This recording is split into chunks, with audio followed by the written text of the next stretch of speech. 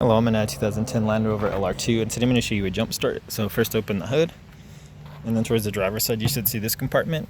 So you remove this panel, and here you'll see your battery. So from here, we got your positive terminal, your negative terminal, and you can always double check these on the batteries as well, because there used to be a negative sign and a positive sign. Then after that, I would make sure these terminals are clean from corrosion, which you can clean with a good rag or brush. Clean these up, and then I would probably tighten these up if these are loose. So you can just tighten them up so they've got a good metal on metal connection.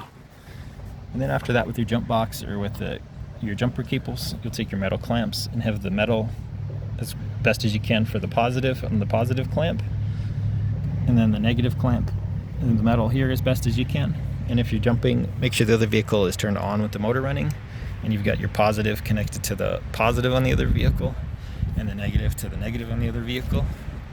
And that said, with good connection, and you've had the other vehicle on these connected for a few minutes or more, hopefully it's gotten you enough juice to get this started. If you've been trying for quite a while and not having any success, you might need to replace this battery, which typically you could do just by loosening these terminals to lift them off, and then anything else connected here, and then you'll just raise this old battery out, set the new battery in, and then just reconnect everything nice and tight. You should be good to go. But I hope this is helpful. Hope you have a wonderful day.